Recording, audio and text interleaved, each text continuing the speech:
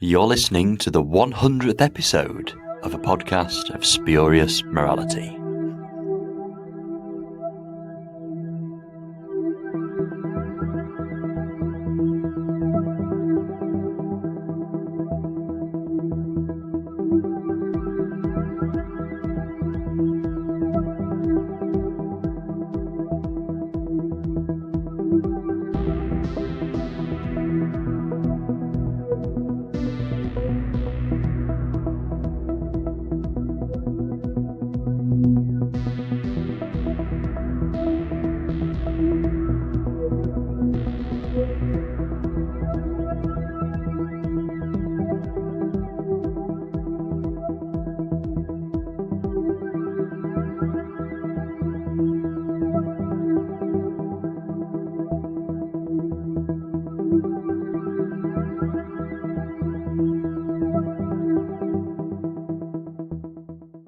Hello and welcome to a podcast of spurious morality.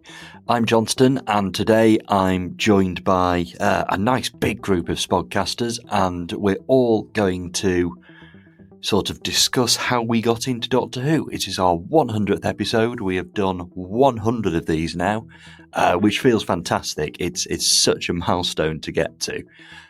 Quite exciting, and obviously we've had many people listen to us over the last couple of years. We are going to go off on a little bit of a end of season break soon and return with a third series in the summer. But we've got one more episode after this one, but we had to mark 100. There was no way we couldn't mark 100. So to start off with me, I have Mansour. Hello. I have Mark. Hello. And I have Connor. Hello. So yes, it's great to have you all here. We're doing it in sort of turns, so it doesn't all get a bit too busy. But for our 100th episode, we are coming together to talk about how we first discovered Doctor Who, or how Doctor Who first discovered us, I guess, depending on how it occurred. So we're all going to talk about that, and I need to pick on somebody. So it's Connor. I'm picking on Connor. Connor, you can go first. I know. Thank you. You're so surprised, aren't you? It was only ever going one way. Yeah. So go yes. on. How did you get into Doctor Who? I got into Doctor Who by way of my uncle, and we were away on holiday together, all my family, and about an hour before Rose started, my uncle said to my family, Doctor Who's back tonight, we should all watch that. So I had no idea what it was, and I quizzed him in that hour. I made best use of my time and quizzed him on everything he could tell me about this amazing program that I'd never ever heard of or seen before. And he told me about the Daleks and that there were lots of different doctors and all of that sort of thing. So I got a crash course in the history of Doctor Who just before Rose started. So I went into this not entirely blind, but I remember being very disappointed that the Daleks didn't turn up in the very first episode, because it had been drummed into me very quickly that the Daleks were the best villains ever. But yeah, it's as simple as that. I think that's a very common way in a lot of people. Of my sort of generation and my age group started watching Doctor Who in that exact same way with Rose in 2005. And it definitely was a case of falling in love immediately. I remember sitting in total awe of the title sequence and the theme and the TARDIS flying through these, this whirling maelstrom of the vortex, and just being hooked from the word go, and being like Christopher Eccleston, I had never heard of before. He was my absolute hero overnight. It really was just a case of love at first sight, and it feels like I was straight in there. Like, I love this thing, and this will become my whole life now. And it quite literally did. I still feel the exact same love for it now as I did in 2005. And then, as time sort of went on, I stayed hooked. Like, it is still appointment viewing. Every time it's on, I will be there on the sofa waiting for it at least 10 minutes before it starts. Um, I'm trying to think when I got into Big Finish as well, because that was another big step. That's a slightly more convoluted story than it probably could have been, or maybe slightly more convoluted than it needs to be, because there was sort of two starts. I remember getting The Veiled Leopard back in 2005 or 2006. It just came a little slipcase CD with Doctor Who magazine, um, and being amazed that there was this version of Doctor Who that I could listen to on my CD player. Even though it doesn't have any doctors in it, and the only thing that you can possibly recognize, like the theme was different, the characters were all different. The only thing I recognized, I remember, was the sound of the sonic screwdriver, because it was identical. Um, and even despite that, I listened to that hundreds of times over the years, and I was delighted to hear the adventures of Ace and Hex and Perry and Erimem at 8 years old. And then I got my second start in 2015 because they took Doctor Who off the air for a year. 2015, 2016. And as soon as they announced that there was going to be no series of Doctor Who on TV in 2016, I was like, right, I'm going to get into Big Finish, and Paul McGann will be my Doctor for 2016. I got two CD sets for Christmas that year, 2015. It was Damaged Goods and Doom Coalition, which were a pretty damn good introduction for a new series fan who had absolutely no idea about the classic series or any of its characters at the time. So that's a very, very quick crash course introduction to my history of Doctor Who. And I'm going to hand over to someone else now, because I think I've just waffled enough there. It must be a great place to start, Rose, because it's literally designed to be a place to start, and it did introduce a whole new generation to it. So it must be pretty great to be kind of on that tidal wave, really. Like, a lot of people have very, very similar stories, I guess. Well, the thing is, it worked. It worked. I think, I was 7 or 8 years old at the time. I think I was the exact target audience for Rose. And even if I go back and watch it now, I don't think it works so well for someone who is a fan of Doctor Who. Certainly for someone who is a fan of the new series, because it's all very straightforward stuff now looking back. But I understand that at the time it had to do two equally important things. It had to hook me as someone who didn't know anything about Doctor Who, and people like me. Kids, who they obviously wanted this, to be the new generation to appeal to this new generation. But it also had to go back and hook people from the classic series as well. And I think probably reassure them that this is the same program, but it's going to be like this now, if that makes sense. Like, you have to reintroduce an old program and transform it at the same time. I think it does that really well. Because the TARDIS is identical, it's still a police box. The sonic screwdriver sounds the same. The Autons are in it, and yet everything's so different. The Doctor's very different. It's a new type of companion. The TARDIS has never looked like it did before. It's an episode that is many different things and does many different things and somehow manages to do them all very well. It's a great start. And I think that using the Autons was just like a stroke of genius. Sort of the implication there is, well, it's just like Spearhead from Space, which was launching a Brave New Era. It was a relaunch of Doctor Who, so it kind of, even to a fan, it would evoke that. And yeah, it was a brilliant move. And, they're a pretty cool monster as well. Let's pick on somebody else then. Mark, do you want to go? Tell us how you first discovered Doctor Who. Oh, well, I am unquestionably your most elderly contributor. I think in the entire history of this thing. Correct me if I'm wrong, but I'm almost certain that that's the case, sadly. But yes, so I was born in 1977, and my earliest memory of being alive, this is similar to Russell T Davies. He says his first memory of life is actually watching Doctor Who. I have exactly the same thing. In my case, it's part 4 of Meglos. So make of that what you will.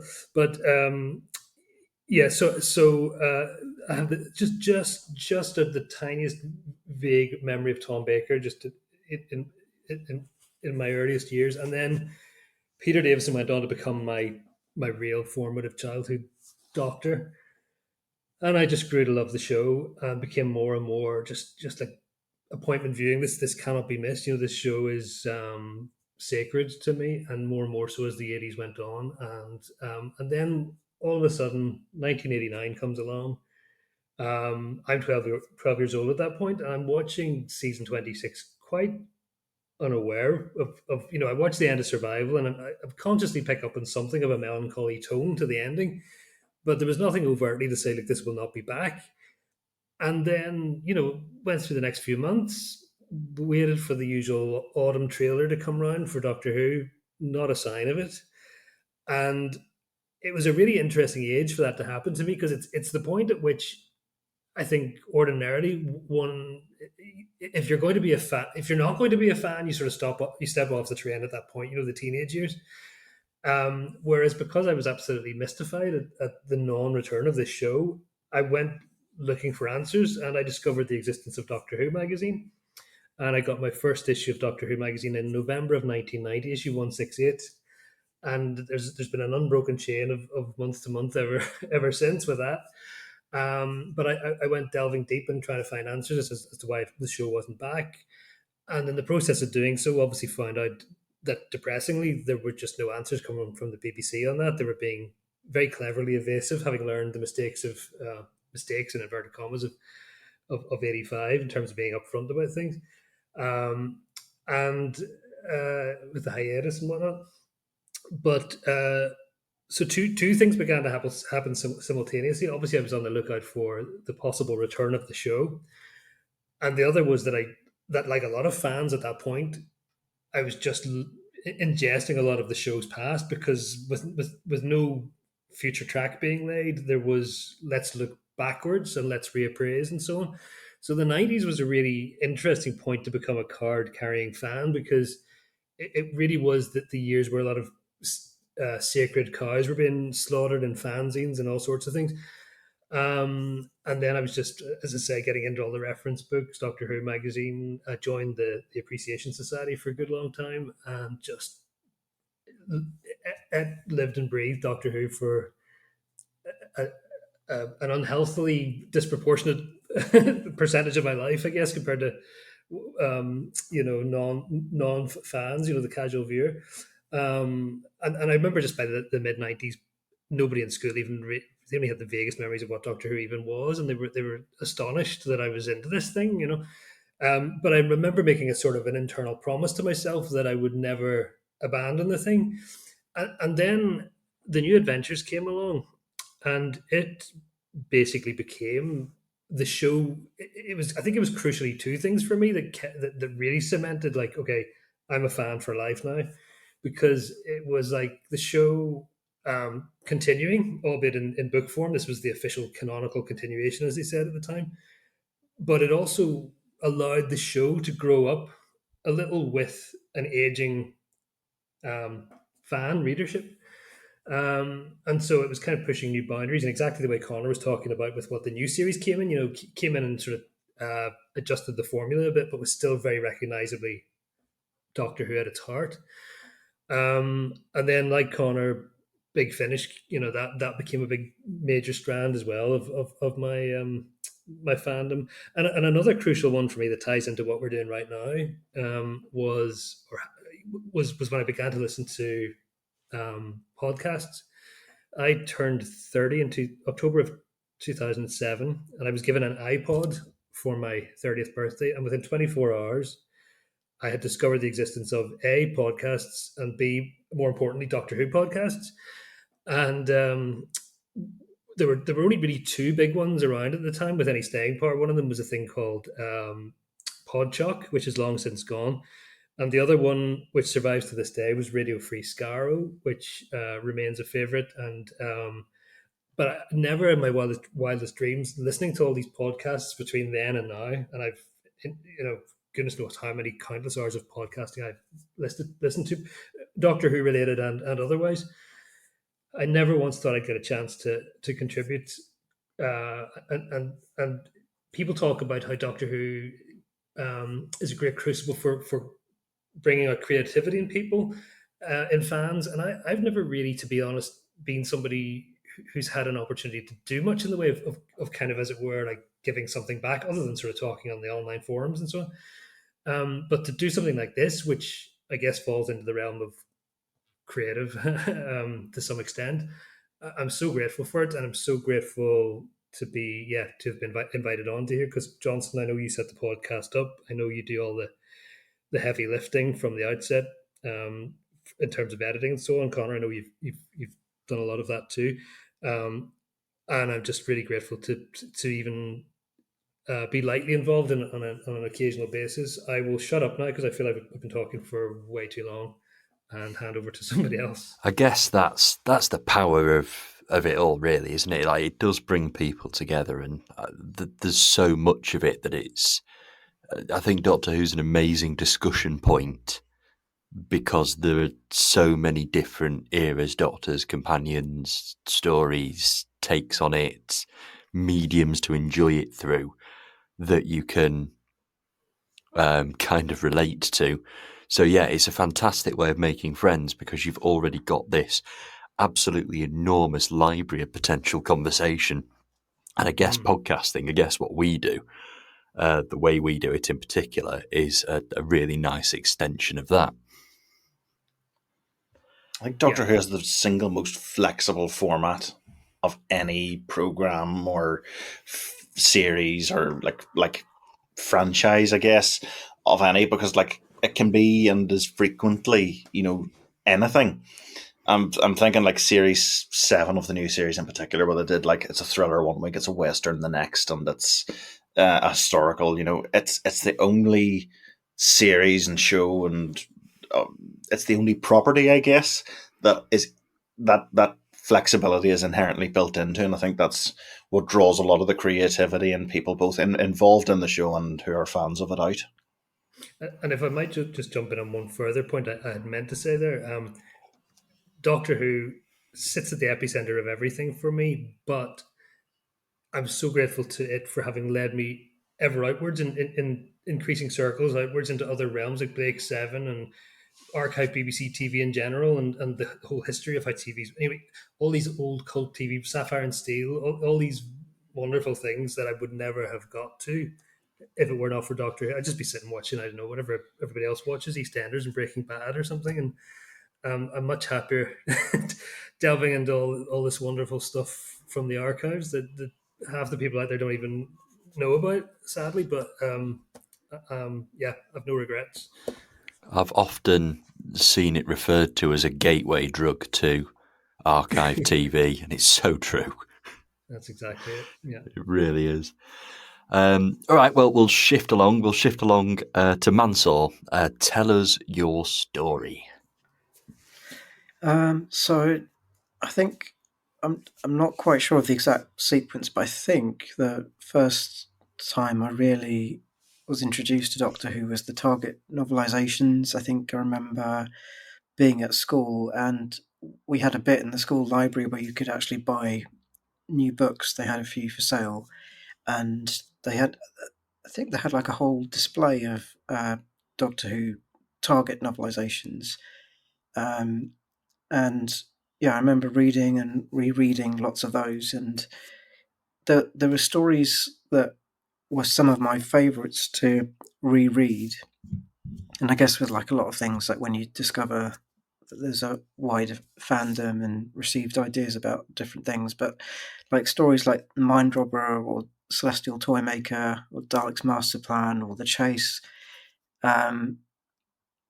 they seem to me like really exciting and interesting stories, and then I later discovered that not everyone shares that view, but yeah, there's something about coming into it via the Target novelizations, which sometimes were just transcriptions of the scripts, but often went a little bit beyond, especially towards the end of the range. But even early on, there were stories like The Ark in Space, where the visual descriptions were the original concepts before budgets and shooting schedules and things scaled back the ambition of what they were trying to achieve. Although I think the Ark in Space still looks really impressive on screen, some of the sets.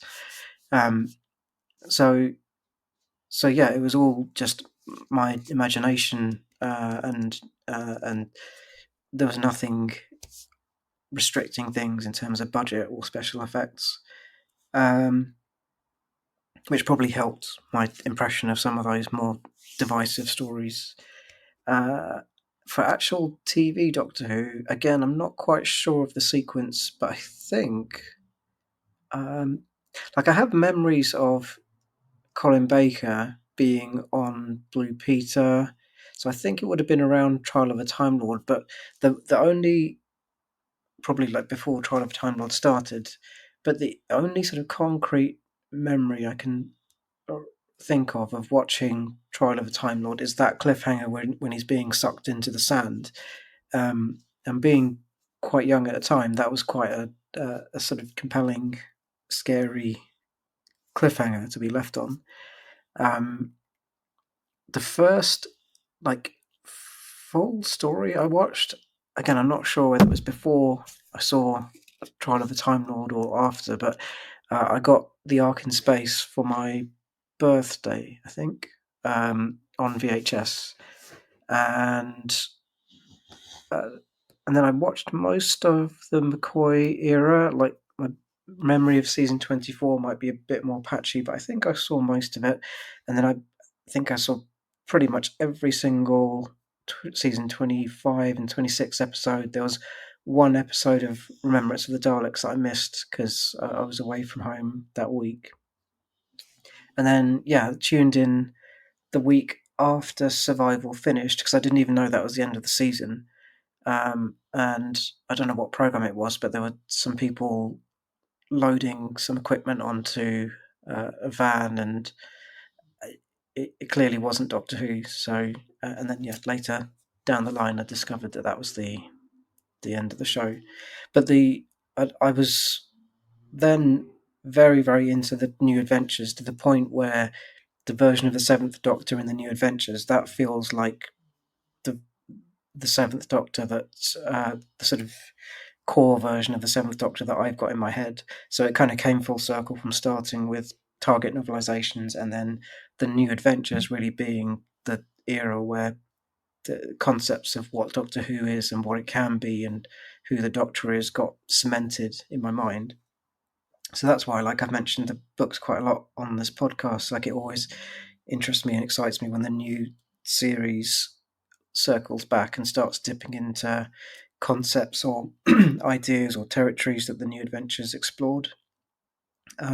Not, being just adult in the sense of being violent or swearing, like some of the early books were doing, but just being adult in the sense of having more deeply fleshed out characterization, treating the companions as much more rounded characters and point of view characters, rather than just, not saying this is the case throughout all of classic Doctor Who, but making sure that it kept them foregrounded as three-dimensional characters. And sometimes there were stories where the Doctor was even quite absent for a lot of it, and Ace or Bernice or Chris or Roz were leading things. So I think that's a bit of a run through of my introduction through various media. I didn't really engage with much of the comics. I dipped into some of those here and there, but that was more later. And then obviously was very excited and then disappointed with the TV movie arriving and then not turning into anything. And then very excited when Big Finish started up a few years after that. I think I wasn't really there sort of at the time when Big Finish started. I'd discovered Doctor Who by then, but at that point I was 7 years old. And I think it's probably difficult to imagine just how momentous that was when it first came about. Here's a set of new Doctor Who stories on audio with all the original cast in. It must have been absolutely exceptional to just have that at a time. It was a big thing, but I was so attached to the New Adventures that I think I saw them as the primary continuation of Doctor Who. And when Big Finish started, we didn't even know that Paul McGann was going to be around. So right from the offset, from those first initial stories, it was a backwards-looking range. It was going back and filling in gaps rather than forging a new direction forward. That did change quite quickly when Paul McGann arrived, and you did have the continuation of Doctor Who on audio. So I think I was excited. I was really interested, and the Bernice stories were really strong that they did before the Doctor Who ones. But at the same time, there was something like if we get into personal ideas of canon, I would have seen the New Adventures as more bizarrely like more canon, even though there's no actual actors performing those words and those stories. But yeah, things obviously did change, and Big Finish developed and grew quite rapidly. I feel as though we've got our 200th episode set up there. What's your idea of canon? And we've got 100 episodes to think about it. Just to remind you all that the only thing the BBC have ever said is canon is the adventure games. So, because the adventure games and Class are the only two things that the BBC have definitely said this is canon. Who said Class was canon? Something in that original announcement. Like, this is new Doctor Who spin-off. It's all canon. No. What I was just going to say there before was in terms of my own. This is quite a sort of a Northern Ireland thing. I was essentially cut off from the whole convention landscape because basically people didn't really come here. But there were two conventions in the 1990s that just sort of suddenly popped up out of nowhere. 1998 and 1999, I think. And they were in a little town called Bangor. We have a Bangor as well. It's smaller than the one in Wales, I imagine. And there were these two little Panopticon, sort of mirroring the Panopticon ones of the time, conventions that popped up, and just being able to go along to very nervously to a couple of those. And I was and remain a very socially anxious person, so I almost bottled it. But I went along, and I got to meet Annika Wills, Michael Craze, Deborah Watling, and Sylvester McCoy at these, and it was absolutely mind blowing. I was so nervous, but there was something like, I don't know, there may have been fewer than 100 people in that hall. And when you look at the rediscovery, the rediscovery now since the revival of these old characters and how popular they are with people who weren't even born at the time I went along to these conventions. I don't know if I'd have if my nerves would be up to go into one of these larger events now, but I'm so glad I had that experience to just go to one or two, and at a time when I guess the actors concerned were almost entirely forgotten, and there was just a very small, faithful few carrying the flame, and it was nice to be part of that. And the other thing I just wanted to say quickly was, Mansour, you brought up the business of libraries and so on, and that I feel terrible for having left that strand out of my childhood, because that was so important to me as well. The Target novelizations and discovering old stories through those, and I've still really strong memories, vivid memories of reading things like Image of the Fendal, staying up way past my bedtime to finish those books, and getting a really vivid impression, because there was no concept that they'd ever be out on VHS or anything else at that point. So for those stories to live again in print was just incredible. Anyway, that's probably covered. I read a lot as well, both like buying Targets and from the library as well, I think. And we had this log in our class where you're meant to log all the books that you're reading, just books in general. And my list in that book was all just like Doctor Who and Doctor Who and because it was all the just the targets basically. And there was And Junior Doctor Who and the Giant Robot, which blew my mind as a child, looking at it in the library and thinking, what on earth does that mean? Like, what, Junior Doctor Who? But it was just a very stripped back version of the original, like an even more simplified version of the original Terrance Dicks novelization. I think if it was Terrance Dicks, I can't remember. I've probably got that appallingly wrong, but anyway, you get the idea. Yeah, but I have, yeah, I can remember exactly where I was and what I was doing when I read certain books, like, or certain novelizations. I remember reading State of Decay on our first or second foreign holiday as a family and stuff like that, and those memories never leave you because there's always a little bit of Doctor Who would have travelled with me everywhere. If you weren't going on holiday, it's like, no, I can't be without a little bit of Doctor Who. So I guess I just had to keep feeding my habit through some medium or other, no matter where we were. I love that Doctor Who has pretty much since the 70s always had some form or other of like book or novel representation. And I don't know that, maybe aside from Star Wars, I don't think anything else has had that between the targets and the new adventures and the past Doctor and the BBC books and that sort of thing. so Star Trek's had quite a substantial, like there's hundreds of Star Trek novels. Yeah. I just remember similar sorts of stories just from slightly later on in time, going into like Waterstones and finding. I can't remember if this is a figment of my imagination, not, but I remember if you walk into any Waterstones today, there will be at least one bay of books devoted entirely to Harry Potter. I vaguely remember going into Waterstones when I was little and seeing a Doctor Who bay, and like it had been done out with a proper header and all. And being like, it was the new series Adventures, the stuff. I still remember that first wave of like the Deviant Strain and the monsters inside. Devoured those books. Still have a whole collection of them here. And if I'm ever in a secondhand bookshop and see one I don't have, I will buy it.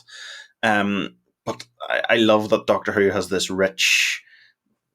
I'd hesitate. I don't want to say literary because it's not literary. It's good old pulpy fun. But there's this printed sort of this wealth of printed Doctor Who as well as what we've had on screen and on audio, and I love that very much. I think, judging by what has been listed on Amazon, there's more. I think it's the first time they're going to do like original novels that go out alongside the series by the looks of it. I'm hoping that's what is going to happen. I think it'll be the first time they've done that since 2017, 2018. I just love that whole side of Doctor Who, that you can walk into a bookshop and pick up a Doctor Who novel that, it's not necessarily something you've seen on screen. And even if it is in the case of the Target novels, it's great. You have a Doctor Who novel to take and read at your lunchtime or on the bus or on a plane or something like that. And it'd be good to have more fiction focus as well, because I'm sure a lot of them are great, but it feels like in the last, 10 years or so, there's been this explosion in the kind of reference books, like the large format books. And I'm sure some of them are good, but they all seem to blend together to me, like all these, glossy or coffee table books, and the actual stories seem to have died down. I was just going to say, talking about those sort of large coffee table style books, there was a splurge of those in the 90s as well. I remember that very well. Things like there would be a book dedicated to just the 60s, just the 70s, just the 90s. I think it was those House, Stammers and Walkers ones. And then things like the Discontinuity Guide would come out. And I still have my great big Doctor Who, The Legacy Continues book. That's where I get all of. I've had a lot of the doctors and companions sign it. They all get a big full page photograph when they arrive in, and that's where I've got all my autographs. Is one of those great big coffee table books, and I love it to bits. Awesome. Oh, fantastic. I think my first ever one was 25 Glorious Years by Peter Haining. A man I don't think necessarily known for his total accuracy in terms of what he wrote, but he was still a bit of a path forger as far as, creating a niche in the marketplace for those sorts of big reference tomes about Doctor Who. And then, of course, with each successive generation of writers, you get the real, by the time you get to, I don't know, somebody like Simon is it Simon Guerrier that writes the really deep dives into people like David Whitaker and so on. You're into some really hardcore, deep level stuff. But It was relatively slim, but I had the JNT one that I think by the time I got it, Sylvester McCoy was already around, but it only went up to Colin Baker, and it was, I think, written by JNT, just his recollections of each era. Okay, well, thank you very, very much, all of you guys, for sharing all of that. It's great to know that we've all kind of got into it in different ways. So I will release you from the virtual Spodcast recording studio, and I will join somebody else. And I'm now joined by Jimmy. Hello, Jimmy. Hey. So, continuing our 100th Spodcast episode celebration, tell us the story of how you first got into Doctor Who. I imagine yours is sort of kind of different to most of the people's, purely due to geography. Yeah, well, I discovered it when I was about 9 years old. So I was in primary school, and this would have been during the gap between the classic series finishing and the TV movie bringing it back for its last hurrah. So it was, as I say, I was about 9 years old, and I was at a friend's house, and her mum had called her out to the backyard to help bringing in the washing, and so I was bored doing nothing, and I was just walking around, and I walked past the lounge room, and her dad was watching these cool sci-fi robots fighting each other, and I was like, oh, what's that? And he was like, oh, it's Doctor Who. And so then my friend came back in, and she was like, ready to play with me again or whatever, and I'm just like, yeah, just a minute, watching through the door, watching the 5 Doctors. And I obviously eventually stopped and went back to her, but I got home and I'm like, oh, Mum, I discovered the coolest show. It's called Doctor Who. And she's like, oh, your dad loved that back when we were first dating. And so, yeah, I just discovered it from there. And it was, of course, it wasn't on TV at the time. It was, as I say, after the classic series, the main bulk of it had finished. And so there were, however, the videos were out, and so I occasionally would borrow them from the local video shop. And I got lucky at one stage, and since they weren't many people renting them, they were like, oh, I'll give you these 10 for like $5 or something. So I got a bunch of stories, and that helped me really get into it. So I can't actually remember. I know the first story I saw was, as I said, walking in halfway through the 5 Doctors and seeing the Cybermen and the Raston Warrior robot fight. But after that, I can remember the next several or so stories, but I can't remember the order I watched them in. But it was something like a combination of the 3 Doctors, Vengeance on Varos, what else? The Time Warrior, and the Invasion of Time. So those were some of the first few. And then, of course, I was instantly a fan, and my friends all knew it. And in my 10th birthday, they gave me this Doctor Who diary thing, and it just happened to be, of course, that would be the next year, 1996. And the one time I actually wrote in the diary was about the TV movie coming out and how excited I was. And so, yeah, that's how I got into it. And then, of course, in 2003, the ABC repeated all that they could of the classic series in order, which basically was most of the surviving episodes, except for like stories that partially survived and partially missing. They just skipped those entirely, and they also skipped a few other Dalek stories because of copyright. So I was lucky. I'd discovered the internet forums and that, and I'd learned a bit about the show, and so I knew why there were these weird gaps, but I can't imagine what it would have been like if someone going, oh, yeah, I've been watching the Hartnell era.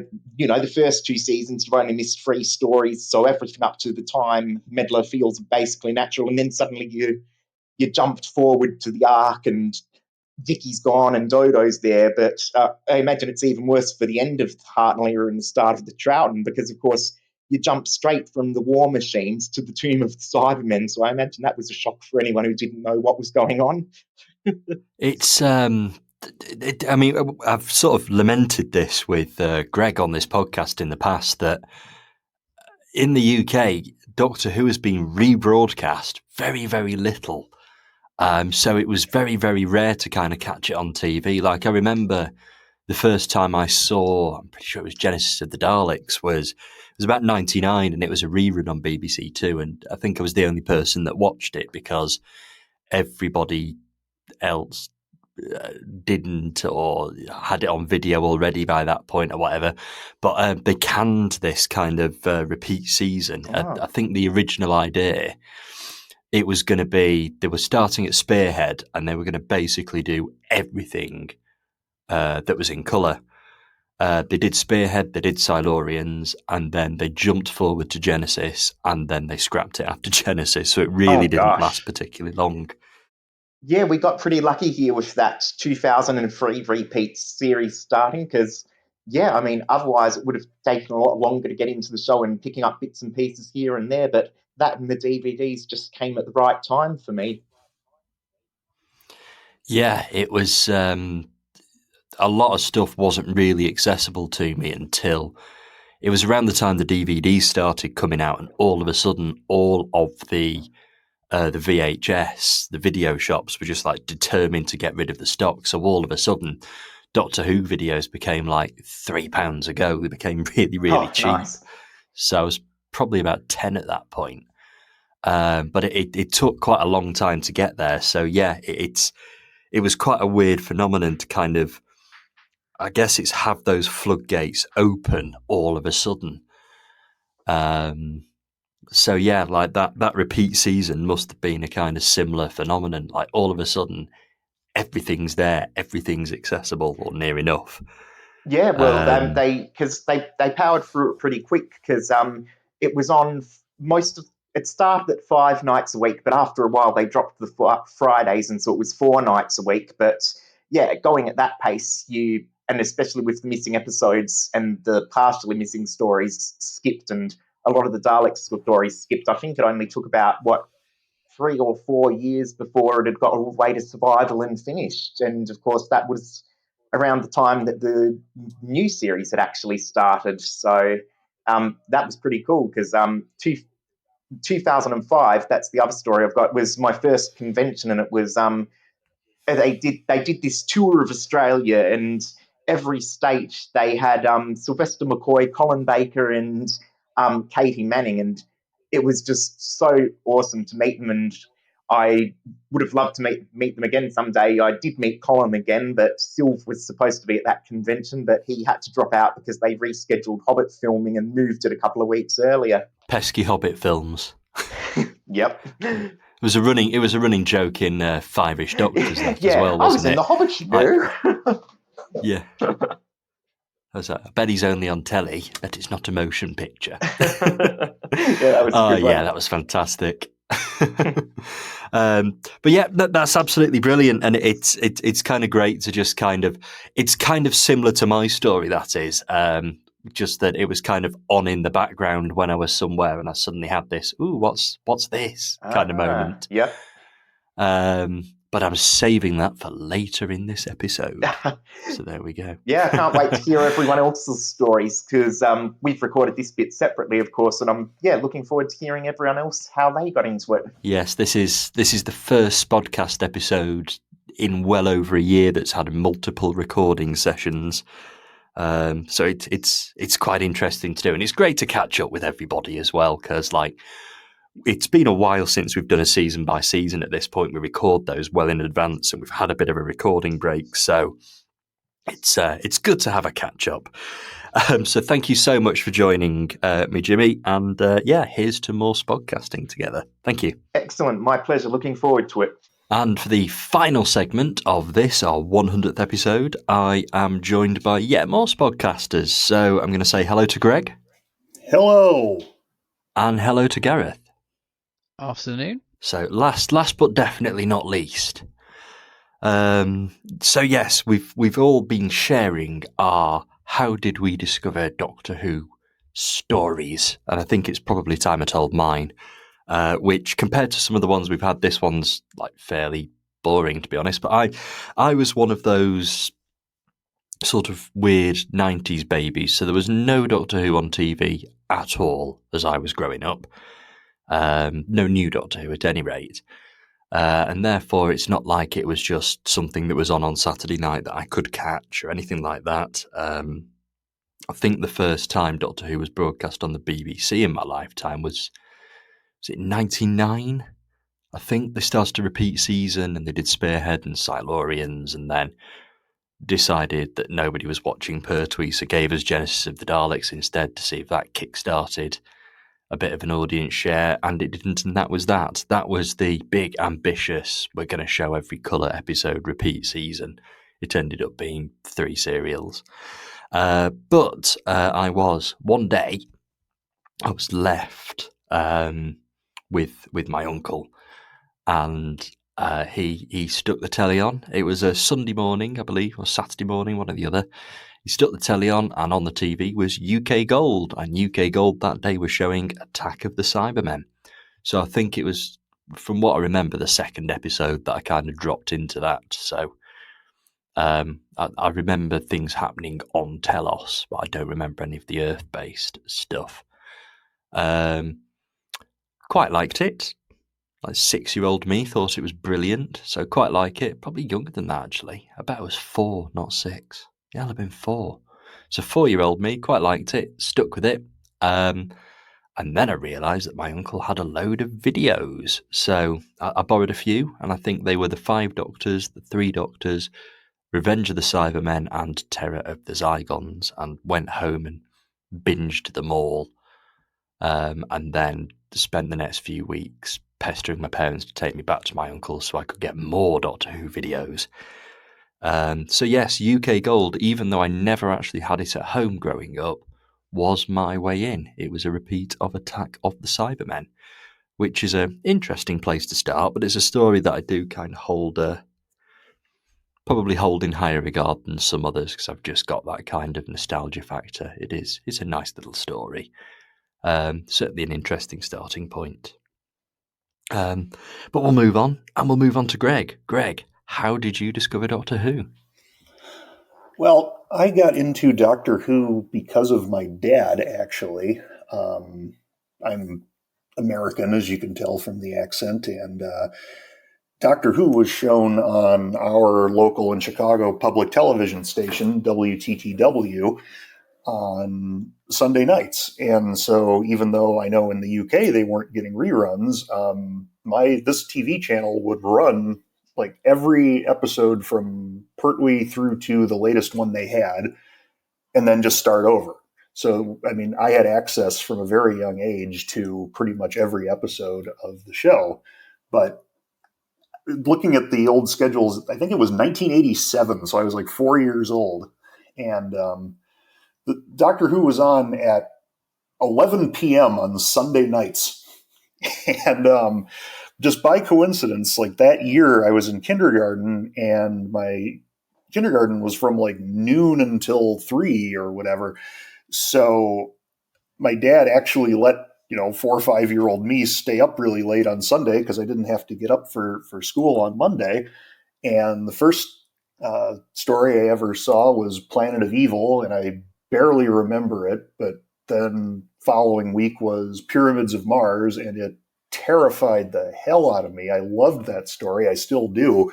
And that just hooked me into Doctor Who. And quickly, my dad started recording everything that aired on VHS. So I had a huge pile of VHS tapes. And yeah, I mean, I didn't, starting out, I mean, my first Doctor was Tom Baker, but I mean, I'd seen most of Pertwee's episodes. They didn't have anything in black and white. And of course, back then, a lot of season 7 and 8 and 9 hadn't been restored to color yet. So I hadn't seen a lot of Pertwee, but I saw all of Tom Baker, all of Peter Davison, all of Colin Baker. And then like the first new Doctor I got was McCoy. And so he kind of became my Doctor. But yeah, I was very fortunate from a young age to be able to see pretty much all of color Doctor Who, when I know a lot of other people didn't have the same opportunity. But yeah, that started a lifelong addiction, which has cost me many hours and even more dollars, and I don't regret it at all. And of course, now late at night is when you're going to be able to first see Doctor Who in the UK moving forward. So Right. maybe that 11:30 on a Sunday night, maybe that's its natural slot. Maybe that is where Right. Doctor Who rightfully belongs. Whereas I will now get it at 6 p.m. on a Thursday, so... Yeah. Whatever. Fine. Yes, I don't think I'll be one of the people that stays up until midnight for a new episode, but I probably will watch it first thing on the Saturday morning when I get up, assuming I've not got to dash out to do something mad or annoying or busy that definitely shouldn't be allowed on weekends. That leaves us with Gareth then. What's your origin story? Okay. Well, like you two, roughly, I was born during the 80s. So when I was kind of aware of anything, there wasn't any Doctor Who. Which is kind of a paradox because there was so much Doctor Who.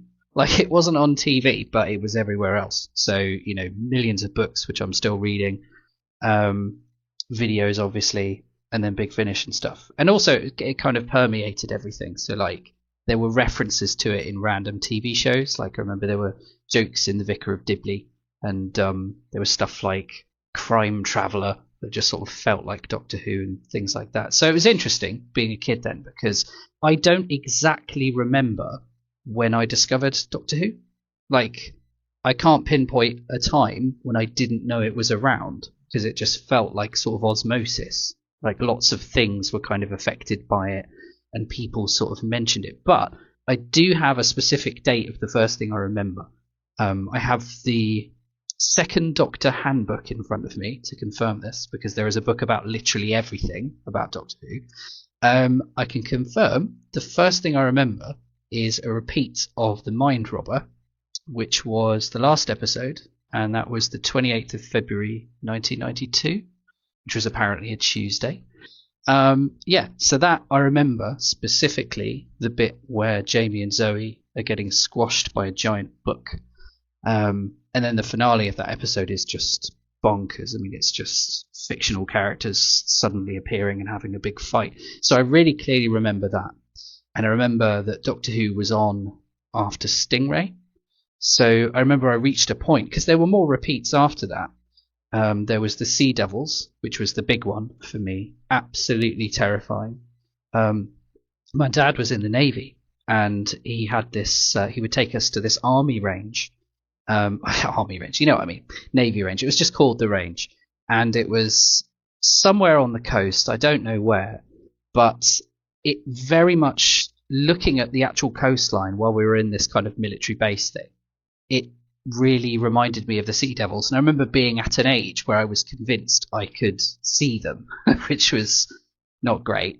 You could see these kind of lumps coming out of the sea, and in my head it was just, oh well, I'm dead. There they are.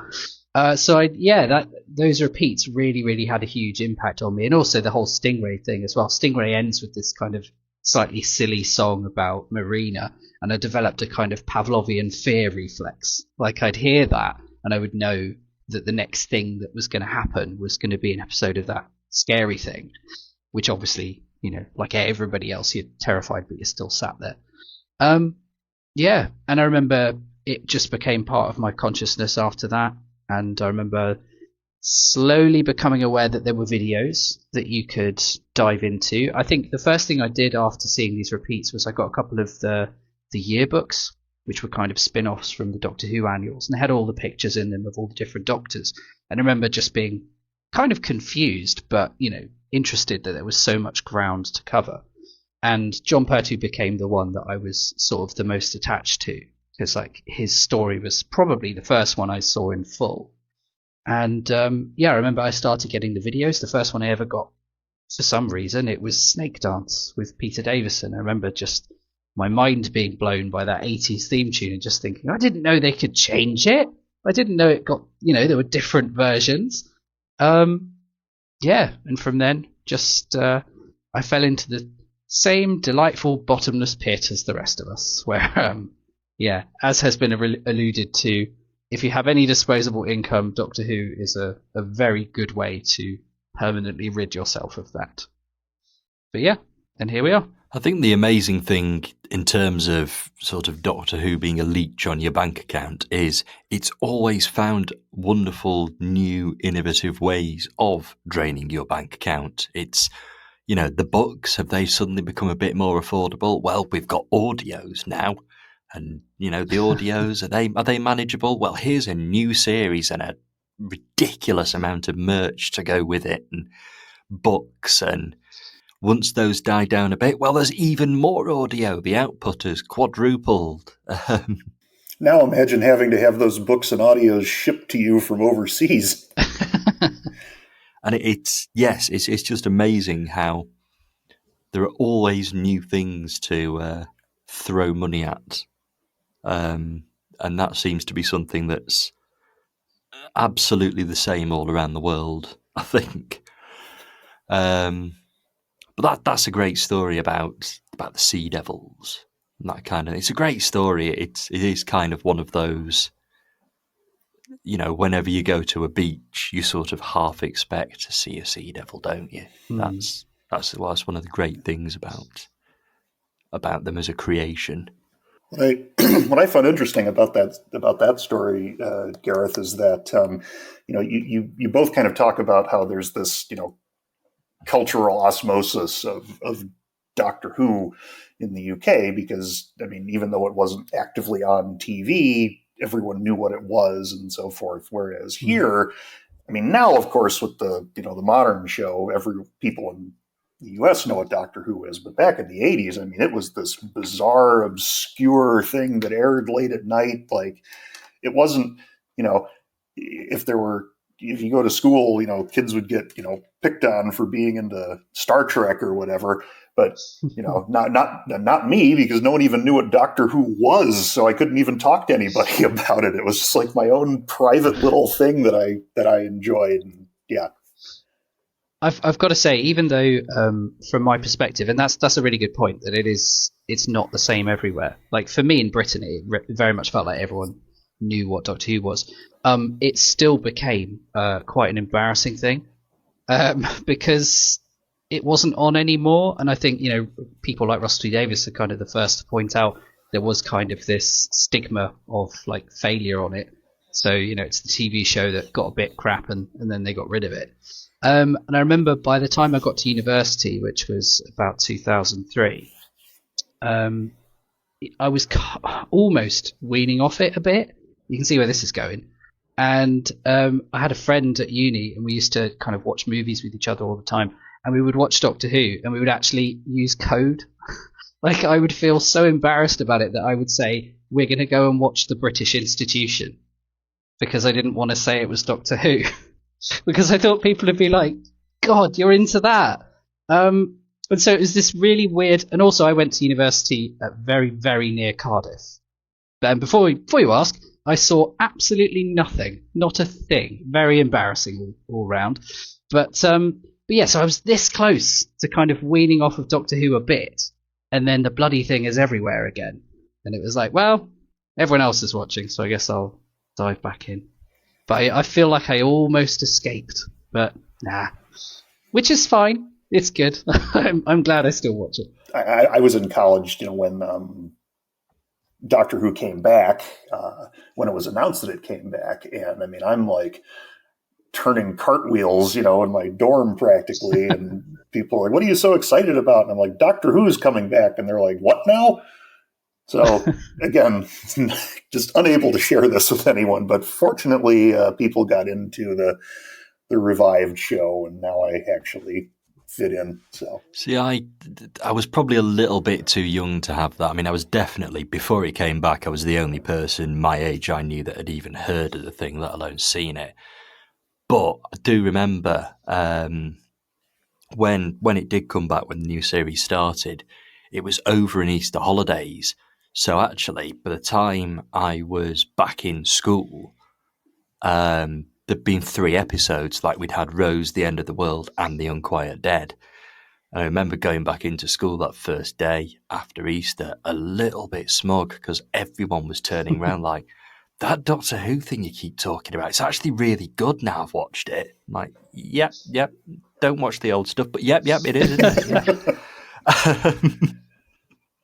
You know, if you recommend it, they're immediately going to go and watch Time Lash. Just first choice.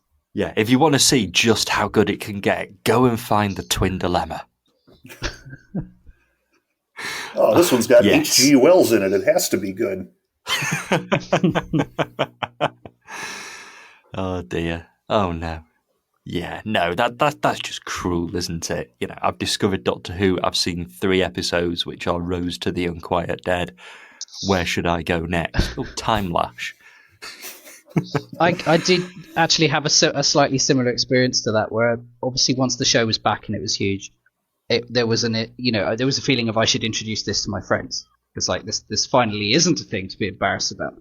And we watched Rise of the Cybermen, and which is, you know, it's not like it's the world's worst thing ever. I can recognise now that it's fun, but at the time, within the first kind of 2 minutes, you've got this incredible panto scene of Roger Lloyd Pack doing his "How will you do that from beyond the grave" kind of nonsense, and I could feel like I've lost them. Like, this was my first go, and I've lost them. And I don't think they stayed for the whole episode. It was just, oh god, yeah. Just sometimes, like, pick your battles. Yeah. That scene specifically, I think, if you enjoy that, if you find it entertaining, then you are on Doctor Who's wavelength.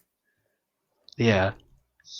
I think there's it's a wider conversation, but like, there's a panic of people thinking it's ridiculous and being like, no, this is terrible. I'm going to dismiss this. So, it's very uneasy. It's like how the burping bin in the first episode, like, it's right there so that you'll rip the plaster off and go, it's okay. We know it's silly. But at the same time, some people got really mad about it because they were like, no, don't make it look silly or it will go away. So I think I had that crisis with that episode of the Cybermen. But hey ho, their loss. 19 years of looking silly later, we're still going. It was never silly again, fortunately. It was dreadfully serious stuff. So Yes, that very, very serious Spice Girls sequence in The Giggle comes to mind, or indeed an episode called The Giggle. Well, that has been absolutely brilliant to share with you both, and indeed everyone that was on earlier. That's it. Spodcast has reached 100 episodes. We've done 100 of these things, which is just fantastic. And we're going to keep going for one more week, and then we're going to have a little break after that. We're going to go off air for a few months and sort of come up with ideas for new episodes, bank a few so they're recorded and ready to go, and generally just kind of try and cling on to the last bits of our sanity that have been slowly diminished over the last 100 weeks worth of podcasting. But a big thank you to absolutely everybody who's ever listened to us, contributed, told us how rubbish we are on Twitter, all of that kind of thing. You're all brilliant. So thank you very, very much. So we'll be back next week with the final episode of our second series. And then, like I say, we're going to have a little bit of a break, but Series 3 is happening. We are coming back later in the year, and we're probably going to have to talk about the new series when that comes out in just over a month. It's not long now. So there will be plenty more spodcasting in the future. But in the meantime, I'll say goodbye. Because they're the last ones here, I'll say goodbye to Greg. Goodbye, and congratulations to everybody on 100 episodes. It's brilliant. Like we're in the 100 club. There can't be that many Doctor Who podcasts that hit 100. So I'm glad we've reached it. And goodbye to Gareth as well. So off for now. See you at 200. And of course, thank you and goodbye to everybody who has been with me earlier in this episode. And like I say, we'll be back for more podcasting very soon. Goodbye now. See ya.